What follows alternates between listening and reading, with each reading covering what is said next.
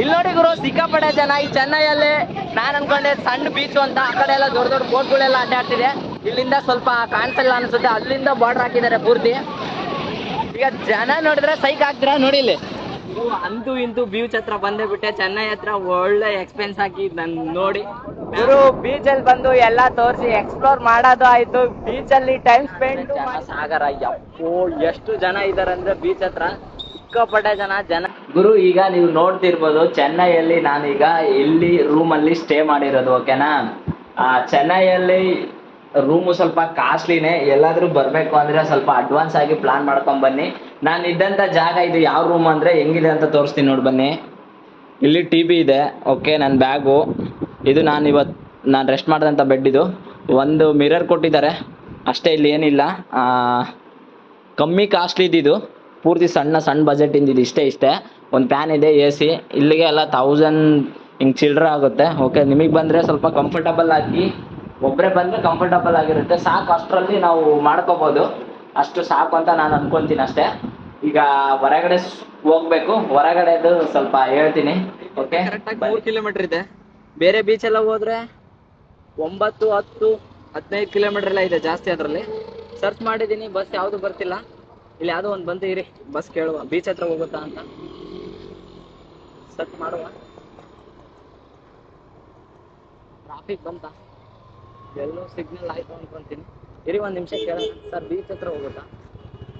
Beach ಇರಿ ಒಂದು ನಿಮಿಷ ಕೇಳ. ಸರ್ ಬೀಚ್ ಹತ್ರ ಹೋಗುತ್ತಾ? ಬೀಚ್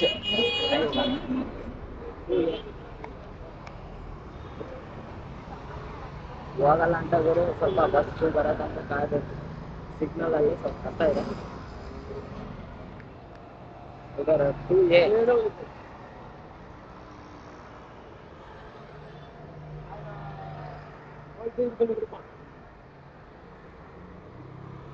ತಮಿಳು ಕಲಿಬೇಕು ಗುರು. ನನಗೂ ಇಷ್ಟ ತಮಿಳು ಕಲಿಬೇಕು ಅಂತ.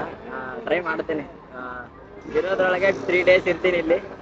3 days ಒಳಗೆ ಕಲಿಯಕ್ಕೆ ಟ್ರೈ ಮಾಡ್ತೀನಿ ತಮಿಳ್ನ. ಓಕೆ, ಎಂತ ಪಾರ್ರಿಯಾ ಎಲ್ಲೋ ಪಾದ್ರಿ ಅಂತಾರೆ. ಇದು ಕೇಳಿದ್ರೆ ಅರ್ಥ ಆಗಿಲ್ಲ ನನಗೆ. ಕಲಿಯೋ ಕರ್ನಾಟಕದಲ್ಲಿ ಇದ್ದಾಗ ಅಂದಮೇಲೆ ಎಲ್ಲ ಭಾಷೆನೂ ಕಲಿಬೇಕಲ್ವಾ.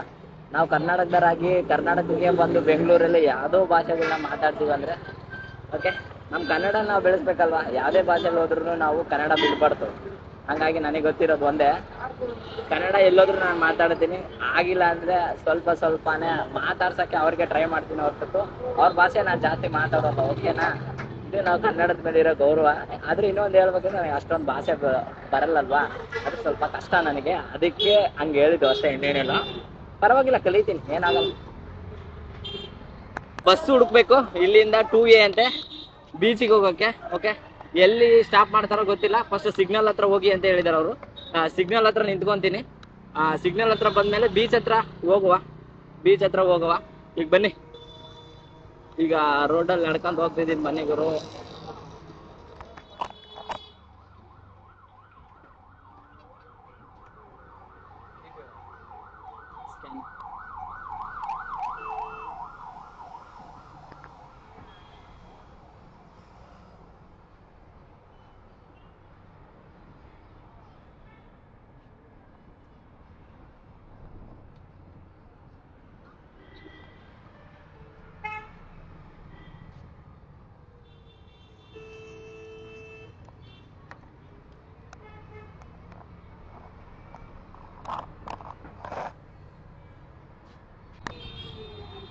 ಇಲ್ಲಿಂದ ಕಂಡಕ್ಟ್ರು ಈಗ ಇದು ಕುವೆಂಪು ನಗರ ಹತ್ರ ಬರ್ತಿರೋದ್ರಿಂದ. ಓಕೆ, ನಾವಿದ್ದಂಥ ಪ್ಲೇಸು ಇದೆ. ಮಾಲ್ ಇದೆಯಲ್ವ, ಇಲ್ಲಿ ನೋಡ್ತಿದ್ರೆ ಈ ಮಾಲ್ ಹತ್ರನೇ ಇರೋದು ನಾನು. ಬಸ್ಸೆಲ್ಲ ನೋಡಿ ತುಂಬ ಎಷ್ಟು ಜನ ಇದ್ದಾರೆ.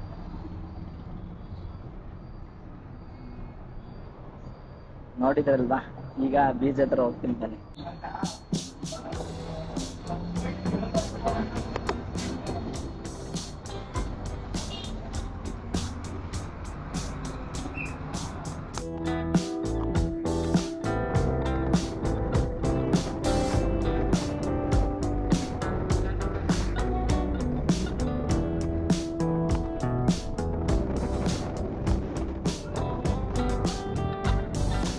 ಯಾವುದೇ ಸ್ಟೇಟ್ ಹತ್ರ ನೀವು ಬಂದ್ರೂ ನಾವೆಲ್ಲ ಒಂದೇ. ಭಾಷೆ ಬೇರೆ ಬೇರೆ ಆದ್ರೂ ನಮ್ಮ ಬ್ಲಾಗ್ ಒಂದೇ ಅಂತ ನಾನು ಅನ್ಕೊಂಡಿರೋದು.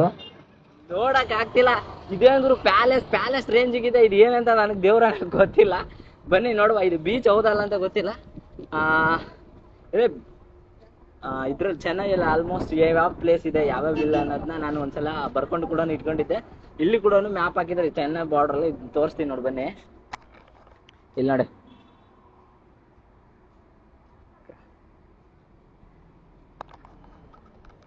ನೋಡಿದ್ರಲ್ವಾ, ಇದು ಬೀಚ್ ಹೋದಂತ ಜಾಗ. ಇಲ್ಲಿಗೆ ನೀವು ಬರ್ಬೇಕಾದ್ರೆ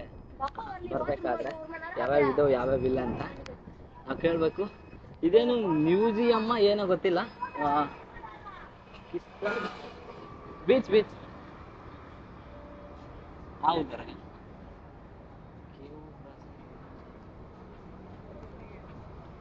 ಇದಲ್ಲ ಗುರು, ಇದು ಒಂಥರ ಮ್ಯೂಸಿಯಂ. ನಾನು ಮ್ಯಾಪಲ್ಲಿ ನೋಡಿದ್ದೆ. ಈ ಮ್ಯೂಸಿಯಂ ಅಲ್ಲಿ ಒಬ್ಬ ದೊಡ್ಡ ವ್ಯಕ್ತಿದು ಬಗ್ಗೆ ಬರೆದಿಟ್ಕೊಂಡಿದ್ದಾರೆ. ಅಂದ್ರೆ ಚೆನ್ನೈಯಲ್ಲಿ ಸ್ವಾತಂತ್ರ್ಯಕ್ಕಾಗಿ ಓಡಾಡ್ತಿರ್ತಾರಲ್ವ, ಹಂಗೆ ನಮ್ಮ ಕರ್ನಾಟಕದಲ್ಲಿ ಅವಾಗಿನ ಕಾಲದಲ್ಲಿ ಬದುಕಿ ಸತ್ತೋದಂತ ಸಾಧನೆ ಮಾಡಿದಂತ ದೊಡ್ಡ ವ್ಯಕ್ತಿಗಳನ್ನೆಲ್ಲ ಸಮಾಧಿ ಕಟ್ಸಿರ್ತಾರಲ್ವ, ಹಂಗೆ ಅವ್ರಿಗೆ ನೆನಪಿನ ಕಾಣಿಕೆಗೋಸ್ಕರ ಇಲ್ಲಿಂದ ಇದೆಲ್ಲ ಇದು ಮ್ಯೂಸಿಯಂ. ಹಳೆ ಕಾಲದ ಇತಿಹಾಸದಲ್ಲಿ ನಾವು ಪರಂಪರೆಯಲ್ಲಿ ಬಿಟ್ಟೋಗಿರ್ತಾರಲ್ವ, ಒಂದು ಸಣ್ಣ ತುಂಡು ಕಬ್ಬಣ ನಾವು ಏನೋ ಒಂದು ಇಟ್ಟಿರ್ತಾರಲ್ಲ, ಅವು ನೆನಪಿಗೋಸ್ಕರ ಈ ತರ ಮ್ಯೂಸಿಯಂ ಮಾಡಿದ್ದಾರೆ. ಅಲ್ಲಿ ಏನಿಲ್ಲ, ನಾನು ಫಸ್ಟ್ ಬೀಚಲ್ಲಿ ಹೋಗ್ಬೇಕಲ್ಲ. ಬೀಚ್ ಆ ಕಡೆಗಿದೆ ಅಂತ ಗೊತ್ತಿಲ್ಲ. ಬೀಚ್ ನೋಡ್ಕೊಂಡು ಹೋಗ್ಬೇಕು. ಮುಂದೆ ಅಂತಿದ್ದಾರೆ. ನಡ್ಕೊಂಡ್ ಬಂದೆ, ಅದು ಎಲ್ಲಿದೆ ಅಂತಾನೆ ಕಾಣಿಸ್ತಿಲ್ಲ. ಬನ್ನಿ. ಮತ್ತೆ 2 ಆ್ಯಂಗಲಲ್ಲಿ ನೋಡಿದೆ ಮ್ಯಾಪಲ್ಲಿ. ಈಗ ಎದುರುಗಡೆ ಒಂದು ಬಿಲ್ಡಿಂಗ್ ಕಾಣಿಸುತ್ತೆ, ಅದು ಒಂದು. ಆ ಕಡೆ ಒಂದು ಇದು ಬಿಲ್ಡಿಂಗ್ ಯಾವ್ದಂತ ನನಗೆ ಸರಿಯಾಗಿ ಗೊತ್ತಾಗ್ಲಿಲ್ಲ. ಮ್ಯಾಪಲ್ಲಿ ಚೆಕ್ ಮಾಡಿದಾಗ ಯಾವುದೋ ಒಂದು ಹಳೆ ಕಾಲದ್ದು ಅಂತ ಏನೋ ತೋರಿಸ್ತಿತ್ತು. ಅದು ಕರೆಕ್ಟಾಗಿ ನನಗೆ ಅರ್ಥ ಮಾಡ್ಕೊಳಕ್ಕಾಗಲಿಲ್ಲ. ಅದು ಇಂಗ್ಲೀಷಲ್ಲಿ ಕೂಡ ಅಷ್ಟು ಉಚ್ಚಾರಣೆ ಮಾಡೋಕ್ಕೆ ಬರ್ತಿದ್ದಿಲ್ಲ. ಓಕೆನಾ? ತೋರಿಸ್ತೀನಿ ಬನ್ನಿ. ಅದು ಯಾವ್ದಂದ್ರೆ ಅಲ್ಲಿ ಕಾಣಿಸ್ತಿದೆಯಲ್ವಾ, ಅದು. ಆ ಕಡೆ 1 2 3 4 ಇದು ಬಿಡಿ, ಇದಲ್ಲ. ಇವು 3 ಹಳೆ ಕಾಲದೊಳಗೆ ಏನೋ ಒಂದು ಇದೆ. ಅದು ಏನಂತ ನನಗೆ ಸರಿಯಾಗಿ ಗೊತ್ತಿಲ್ಲ. ಬನ್ನಿ. ಇಲ್ಲೇ ನೀವು ನೋಡ್ತಿರ್ಬೋದು, ಇದು ಚೆನ್ನೈಯಲ್ಲಿ ಸಿಕ್ಕಾಪಟ್ಟೆ ಅವೆಂಜರಲ್ಲಿ ನೀವು ನೋಡ್ಬೇಕಾದ ಇತಿಹಾಸ ತಿಳ್ಕೊಂಡೆ ಗೊತ್ತಿರೋದು. ನನಗೆ ಅಷ್ಟೊಂದು ಇತಿಹಾಸದ ಬಗ್ಗೆ ಗೊತ್ತಿಲ್ಲ. ಓಕೆನಾ? ಈ ಮ್ಯೂಸಿಯಂ ಅಲ್ಲಿ ಭಾಳ ಜನ ಬರ್ತಿದ್ರು. ಇವತ್ತೇನೋ ಏನಂತಾನು ಗೊತ್ತಿಲ್ಲ, ಯಾಕೆ ಅದ್ರ ಸರಿಯಾಗಿ ನನ್ಗೆ ಗೊತ್ತಾಗ್ತಿಲ್ಲ ಅದು ಎದ್ರ ಬಗ್ಗೆ ಅಂತ. ಮ್ಯೂಸಿಯಂ ಅಲ್ಲಿ ಭಾಳ ಜನ ಬರ್ತಿದ್ದೆ. ಮ್ಯೂಸಿಯಂ ಅಲ್ಲಿ 3 ಥರ ಇದೆ. ಫಸ್ಟ್ ಅವಾಗಲೇ ಒಂದು ತೋರಿಸಿದ್ದೆ, ಈಗ ಒಂದು ತೋರಿಸ್ತೀನಿ. ಅಲ್ಲಿ ಆ ಕಡೆ ಮುಂದೆ ಒಂದಿದೆ. ಹತ್ತತ್ರನೇ 3 ಮ್ಯೂಸಿಯಂ ಇಟ್ಟಿದ್ದಾರೆ. ಅವ್ರ ಬಗ್ಗೆನೇ ಹೇಳಿದ್ನಲ್ಲ, ತೋರಿಸ್ತೀನಿ ಬರೀ ಹೆಂಗಿದೆ ಅಂತ. ಇದೆ ಮ್ಯೂಸಿಯಂ, ಇಲ್ಲಿ ನೋಡ್ತಿದ್ರಲ್ಲ ಗುರು. ಅಂತೂ ಇಂತೂ ಬೀಚ್ ಹತ್ರ ಬಂದೇ ಬಿಟ್ಟೆ. ಚೆನ್ನೈ ಹತ್ರ ಒಳ್ಳೆ ಎಕ್ಸ್ಪೆನ್ಸ್ ಹಾಕಿ ನಾನು ನೋಡಿ ಮ್ಯಾಪಲ್ಲೆಲ್ಲ ಸರ್ಚ್ ಮಾಡಿ ಬಂದಂತ ಬೀಚ್ ಇದು. ಯಾಕಂದ್ರೆ ಇದು ಬೀಚಲ್ಲಿ ಭಾಳ ಜನ ಬರ್ತಾರೆ, ಔಟ್ ಆಫ್ ಸ್ಟೇಟ್ ಕಡೆಯಿಂದ ಮತ್ತು ನಮ್ಮ ಕರ್ನಾಟಕ ಕಡೆಯಿಂದ ಎಲ್ಲ ಆಲ್ಮೋಸ್ಟ್ ಈ ಬೀಚಿಗೆ ಬರ್ತಿರ್ತಾರೆ. ನಾನು ನೋಡಿರೋ ಮಟ್ಟಿಗೆ ಭಾಳ ಯೂಟ್ಯೂಬರ್ಸ್ ಈ ಕಡೆ ಬಂದಿಲ್ಲ ಅನ್ಕೊಂತೀನಿ. ಯಾಕಂದ್ರೆ ಆ ಬೀಚಲ್ಲಿ ನಾನು ಸೆಲೆಕ್ಟ್ ಮಾಡಿರೋದ್ರಿಂದ. ಈ ಬೀಚ್ ಮಾತ್ರ ಎವ್ವಿ ಸ್ಕೋಪ್ ಇದೆ ಗುರು. ಬೀಚ್ ಮಾತ್ರ ಅಲ್ಲಿ ತೋರಿಸ್ತೀನಿ ಬರ್ರಿ. ಇಲ್ಲಿಂದ ಎಷ್ಟು ಫೀಟ್ ಇದೆ ಅಂದರೆ ಸುಮಾರು ಒಂದು 80 ಮೀಟರ್ಸ್ ಜಾಸ್ತಿ ಇರುತ್ತೆ. 800 ಇಲ್ಲಾಂದರೆ 400 ಮೀಟರ್ ಜಾಸ್ತಿ ಇದೆ ಇಲ್ಲಿಂದ ಅಲ್ಲಿಗೆ ಪೂರ್ತಿ. ತೋರಿಸ್ತೀನಿ ಬರ್ರಿ ಹೆಂಗಿದೆ ಅಂತ. ಇರ್ಬೋದು ಇಲ್ಲಿ ಮರಳು ಕಾಣಿಸ್ತಿದೆನಾ? ಈ ಮರಳು ಏನು ಸುಡ್ತಿದೆ ಅಂತೀರಾ? ಮರಳು ಯಪ್ಪ, ಈ ಬಿಸಿಲಿಗೆ ಈ ಮರಳು ಬರೇ ಕಾಲಲ್ಲಿ ನಡೆಯೋಕ್ಕಾಗ್ತಿಲ್ಲ ಗುರು. ಯಪ್ಪ ಸುಮಾರಿಲ್ಲ, ಎಷ್ಟಂದ್ರೆ 100 ಡಿಗ್ರಿ ಸೆಲ್ಸಿಯಸ್ ಕಾಯ್ತಿದೆ ಇದು ಮರಳು. ಅಷ್ಟು ಬಿಸಿ ಅಂದರೆ ಬಿಸಿ. ಹಿಂಗೆ ಸುತ್ತ ಎಲ್ಲೇ ನೋಡಿದ್ರು ಮರಳೇ ಇರೋದಿಲ್ಲಿ. ಯಪ್ಪ ಎಷ್ಟು ಸುಡ್ತೈತೆ ಅಂದರೆ ಮರಳೀಗ ಭಾರಿ ಸುಡ್ತೈತೆ. ಅಂತೂ ಇಂತೆಲ್ಲ ನಡ್ಕೊಂಬಂದಿದ್ದೀವಿ. ಈಗ ಶೂ ಹಾಕೊಂಡಿರೋದ್ರಿಂದ ಕಾಣ್ತಿಲ್ಲ. ಹಂಗೆ ಬರೇ ಕಾಲು ಬಂದಿದ್ರೆ ಮುಗೀತು ನಮ್ಮ ಕತೆ. ಇಲ್ಲೇ ಹೆಣ ಹೊರ್ಬೇಕಾಗಿತ್ತು ಅಷ್ಟೇ. ನೀವು ನೋಡ್ತಿದ್ದೀರಲ್ಲ, ಇದೆಲ್ಲ ಪೂರ್ತಿ ಬೀಚೆ. ಅಲ್ಲೆಲ್ಲ ಟೆಂಟ್ ಹಾಕಿದ್ರೆ, ಆ ಸೈಡೆಲ್ಲ ಟೆಂಟ್ಗಳು.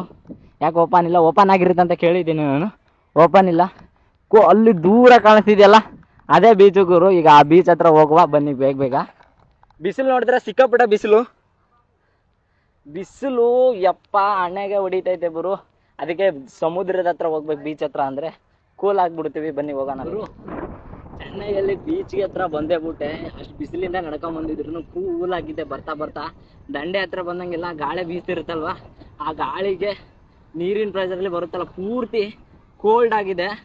ಸಮುದ್ರ ನೋಡಿದ್ರೆ ಸೈಕಾಗಿ ಹೋಗ್ಬಿಡ್ತೀರ ಗುರು. ನಿಜವಾಗ್ಲೂ ನೀವು ಎಷ್ಟು ದೊಡ್ಡ ಸಮುದ್ರ ಅಂದರೆ, ಅಲ್ಲಿ ಆ ಕಡೆ ಒಂದು ಶಿಪ್ ಇದೆ, ಈ ಕಡೆ ಎಲ್ಲಿ ನೋಡಿದ್ರು ಜನ ಸಾಗರ.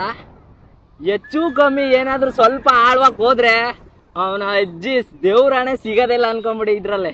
ಜಾಸ್ತಿ ಆಳೋಕ್ ಹೋಗೋದ್ ಬೇಡ. ಈಗ ನಮ್ಮ ಸರ್ತಿ ಎಲ್ಲರೂ ಇಳಿತಿದ್ದಾರೆ, ನಮ್ಮ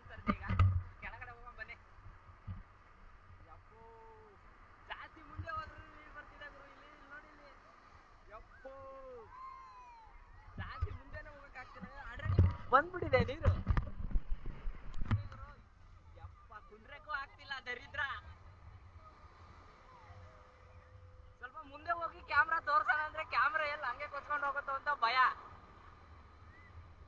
ಇಲ್ಲಿ ಬರ್ತೈತಂದ್ರೆ ನೀರು ಯಪ್ಪೋ ಪ್ಯಾಂಟ್ ಎಲ್ಲ ತೈತಲ್ಲ ಗುರು ಇಲ್ಲಿ. ಈಗ ನೀವು ನೋಡ್ತಿರ್ಬೋದು ಈ ಕಡೆ ಕಾಣಿಸ್ತಾ ಇದೆ ಸಮುದ್ರ ನೀರು ಎಷ್ಟು ಬರೀ ಇದೆ ಅಂದ್ರೆ ಬಹಳ ಇದೆ. ಆ ನೀರು ಕೂಡ ಬಾಯಲ್ಲಿ ಹೋಗ್ಬಿಟ್ಟು ಅಷ್ಟು ಪ್ರೆಷರ್ ಅಲ್ಲಿ ಬರ್ತಿದೆ ನೀರು ಬಂದ್ರೆ. ಹೌದಾ ಉಪ್ಪು ಗುರು, ಭೂಮಿಗೆಲ್ಲ ಜಾಸ್ತಿ ಉಪ್ಪು ಅನಿಸ್ತಾ ಇದೆ.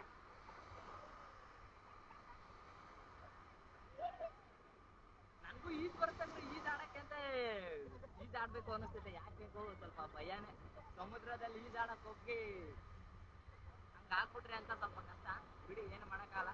ನೋಡಿದ್ರಲ್ಲ ಚೆನ್ನೈಯಲ್ಲಿ ಮೋಸ್ಟ್ ಎಕ್ಸ್ಪೆನ್ಸಸ್ ಆದ ಒಂದು ಬೀಚ್ ತೋರಿಸಿದೀನಿ ನಾನು ನಿಮಗೆ. ಎಷ್ಟು ಎಕ್ಸ್ಪೆನ್ಸಸ್ ಅಂದ್ರೆ ಆಲ್ಮೋಸ್ಟ್ ನೀವು ಎಲ್ಲಿ ನೋಡಿರೋಕ್ಕಿಲ್ಲ ಅಂತ ದೊಡ್ಡ ಬೀಚಿಗೆ ನಾನು ಬಂದಿರೋದು ಇವತ್ತು. ಓಕೆ, ಈ ಬೀಚಲ್ಲಿ ಭಾಳ ಅಂದ್ರೆ ಭಾಳ ಇಷ್ಟ ಆಗಿದೆ ನಮ್ಗೆ. ಏನಂದ್ರೆ ಭಾಳ ಜನ ಇರ್ತಾರೆ ಯಾವಾಗಲೂ. ಅಲ್ಲಿಂದ ಇಲ್ಲಿವರೆಗೂ ಪೂರ್ತಿ ನೀವು ನೋಡೋದಾದ್ರೆ ಭಯಂಕರ ಜನ ಇದ್ದಾರೆ ಗುರು. ಅದ್ರ ಜೊತೆಗೆ ನಮ್ಗೆ ಎಲ್ಲ ತೈದಾಯ್ತು, ಫೋನಿಗೂ ಬಿತ್ತು ನೀರು. ಹುಷಾರು, ಫೋನ್ ಏನಾಗಿಲ್ಲ ಸದ್ಯ ಬರ್ತೈತೆ.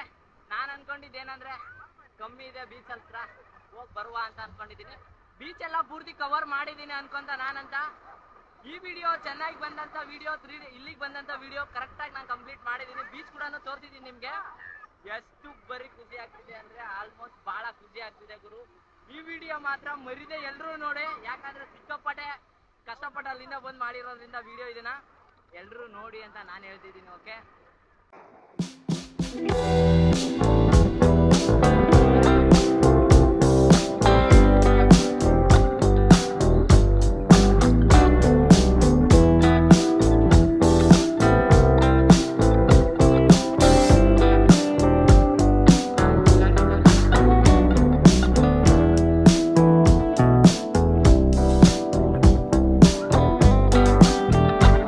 ಏನೋ ಕುತ್ಕೊಂಡು ಆಟ ಆಡ್ತಿದ್ದಾರೆ.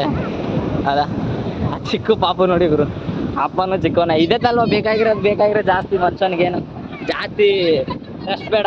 ಯಾವುದೇ ಒಂದು ವಿಚಾರಕ್ಕೆ ಏನಾದರೂ ಕೇಳಬೇಕಂದ್ರೆ ಬೇಡ. ಲೈಫಲ್ಲಿ ಇಷ್ಟು ಆರಾಮಾಗಿದ್ರೆ ಜೀವನ ಸಾಕು ಅಂತ.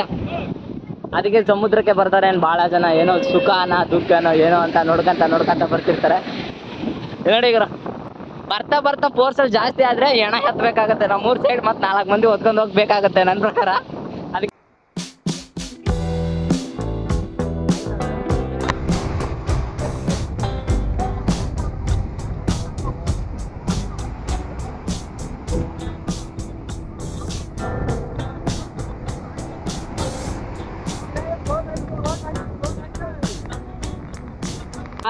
ಈ ಬೀಚ್ ಹೆಂಗಿತ್ತು ಎಕ್ಸ್ಪ್ಲೋರ್ ಮಾಡಿದೆ. ಎಲ್ಲ ನೀರು ಆ ಕಡೆ ಪಕ್ಕ ಜನ ಎಲ್ಲ ಯಾವ ಥರ ಇದ್ರು ಅಂತ ಎಲ್ಲ ನೋಡಿದ್ರಲ್ವಾ. ನನಗೆ ಈ ಬೀಚ್ ಮಾತ್ರ ಹೆವಿ ಲೈಕ್ ಆಯಿತು ಗುರು, ನಿಜವಾಗ್ಲೂ ಭಾರಿ ಅಂದರೆ ಭಾರಿ ಇಷ್ಟ ಆಯಿತು ನನಗೆ. ಈ ವಿಡಿಯೋದ ಕೊನೆ ಕ್ಲಿಪ್ ಇದು, ಯಾಕಂದರೆ ನನಗಂತೂ ಸಿಕ್ಕಾಪಟ್ಟೆ ಇಷ್ಟ ಆದಂಥ ಪ್ಲೇಸ್ ಕೂಡ ಇದು. ಹಂಗಾಗಿ ನೀವು ನೋಡ್ತೀರಾ ಸುತ್ತಮುತ್ತ ಎಲ್ಲಿ ನೋಡಿದ್ರು ಮರುಭೂಮಿಲಿ ಇದ್ದಂಗಿದೆ ಒಂಥರ ಇದು. ಈ ವಿಡಿಯೋ ಕಷ್ಟಪಟ್ಟೆಲ್ಲ ಏನು ಮಾಡಲ್ಲ, ಇಷ್ಟಪಟ್ಕೊಂಡೇ ಮಾಡಿದ್ದೀನಿ. ಈ ವಿಡಿಯೋ ಏನಾದರೂ ನಿಮಗೆ ಇಷ್ಟ ಆಗಿದ್ರೆ ಲೈಕ್ ಮಾಡಿ, ಶೇರ್ ಮಾಡಿ, ಸಬ್ಸ್ಕ್ರೈಬ್ ಮಾಡಿ. ಇಷ್ಟ ಆಗಿಲ್ಲ ಅಂದ್ರೂ ಪರವಾಗಿಲ್ಲ ಡಿಸ್ಲೈಕ್ ಮಾಡಿ. ನೆಕ್ಸ್ಟ್ ವಿಡಿಯೋ ಸಿಗ್ತೀನಿ. ಓಕೆ, ಬಾಯ್.